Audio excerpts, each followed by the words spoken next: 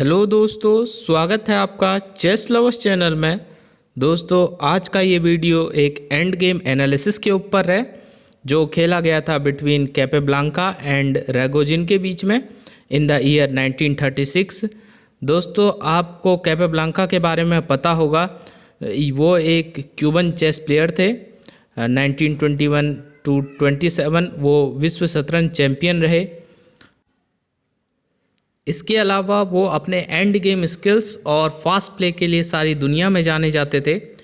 दोस्तों, हमारे पास बहुत कुछ है उनसे सीखने के लिए, स्पेशली एंड गेम्स, और हम उनकी गेम्स देख करके एंड गेम को काफ़ी इम्प्रूव कर सकते हैं।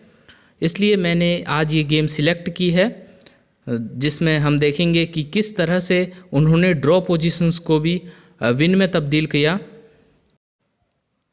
दोस्तों, आज भी गेम की एंड में एक पज़ल है जिसका आंसर आप लोगों को कमेंट बॉक्स में लिखना है।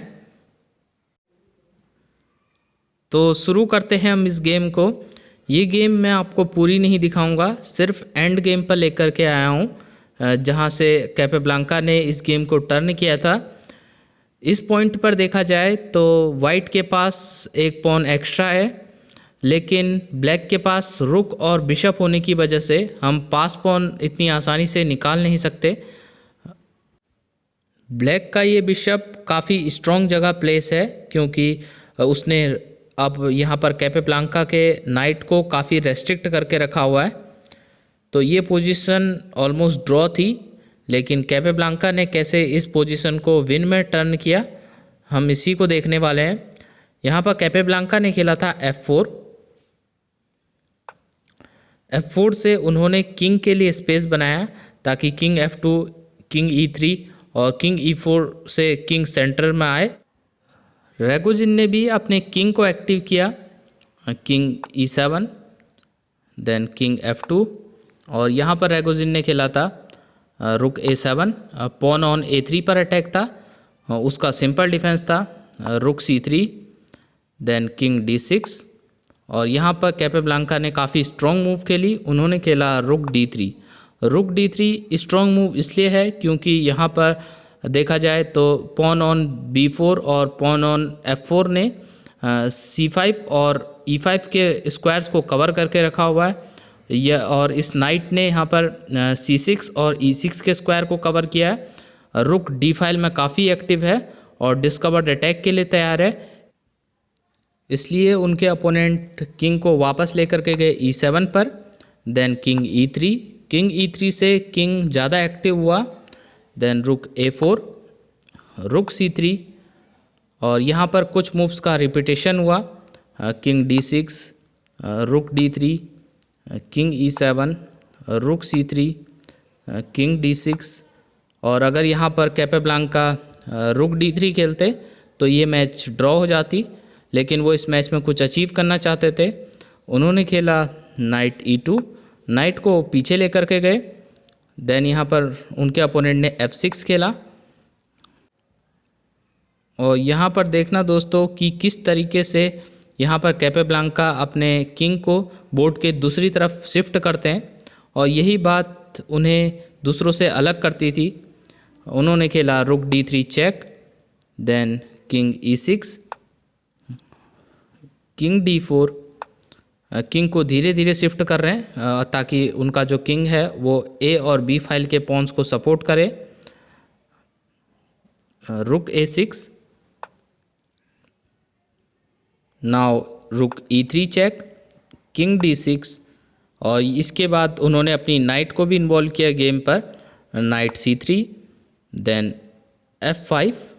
उनके अपोनेंट ने पॉन को पुश किया और उन्हें लगा कि यही सही मौका है पॉन को पुश करने का। उन्होंने इस B फाइल के पॉन को पुश किया।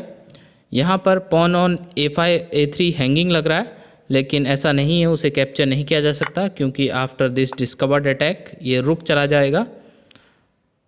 तो उन्होंने इस पॉइंट पर यहाँ पर रुक को लेकर के गए वो A8 पर। Now king C4।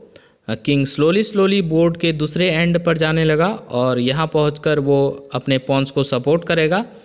उनके अपोनेंट ने खेला बिशप E7 चेक, लेकिन किंग B4 पर चला गया। देन C5 चेक, बट उन्होंने ईजिली इसे एन पासेंट किया। B कैप्चर C6, और यहाँ पर इसे डायरेक्टली कैप्चर नहीं किया जा सकता था क्योंकि ये बिशप यहाँ पर हैंगिंग हो जाता। तो उन्होंने सबसे पहले इस बिशप को सेव किया, bishop G8, then after knight B5 check उन्होंने इस पॉन को वापस कैप्चर किया। नाउ रुक D3। रुक D3 बहुत इंपॉर्टेंट मूव है दोस्तों, और हमारे एंड गेम्स में भी काफ़ी बार इम्प्लीमेंट होती है इस तरह की सिचुएशंस, क्योंकि रुक D3 से ये D फाइल पर रुक के आने से यहाँ पर किंग जो है वो रेस्ट्रिक्टेड हो गया है। किंग के पास कुछ ही स्क्वायर्स हैं और किंग बोर्ड के दूसरी तरफ नहीं आ सकता।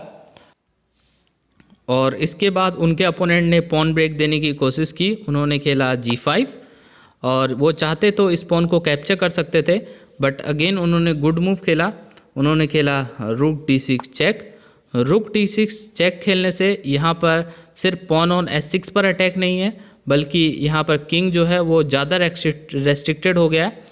अपोनेंट के पास ओनली स्क्वायर्स था किंग के लिए, किंग B7, और उसके बाद उन्होंने इस पॉन को कैप्चर किया। F captures G5, H captures G5, और रुक G6 खेलने के बाद उनका ये पॉन चला गया। उन्होंने इस पॉन के बदले रुक को एक्टिवेट करने की कोशिश की, क्योंकि रुक यहाँ पर A8 पर कुछ भी नहीं कर रहा था।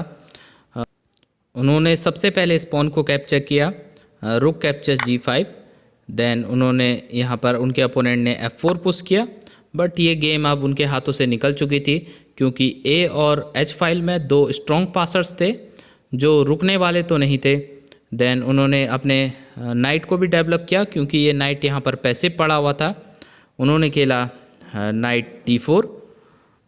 उनके अपोनेंट रुक को लेकर के आए C8 पर। आइडिया था रुक C4 खेलने का और नाइट को कैप्चर करने का। कैपेब्लांका ने इस नाइट को बचाने से पहले खेला रुक G7 चेक, किंग B6, रुक G6 चेक, किंग B7, और यहाँ पर उन्होंने अपनी नाइट को बचाया B5 पे। देन यहाँ पर रुक F8, रुक को वापस लेकर के आए, नाइट D6 चेक, और इस चेक के बाद उनके अपोनेंट ने किंग को लेकर के गए B8 पर, और कैपेब्लांका ने पुश किया H4, और इसके बाद उनके अपोनेंट ने रिज़ाइन कर दिया, क्योंकि ये गेम अब उनके हाथों से निकल चुकी थी। ये दो स्ट्रॉन्ग पासर्स ब्लैक के रुक और बिशप के लिए रोकना इम्पॉसिबल था।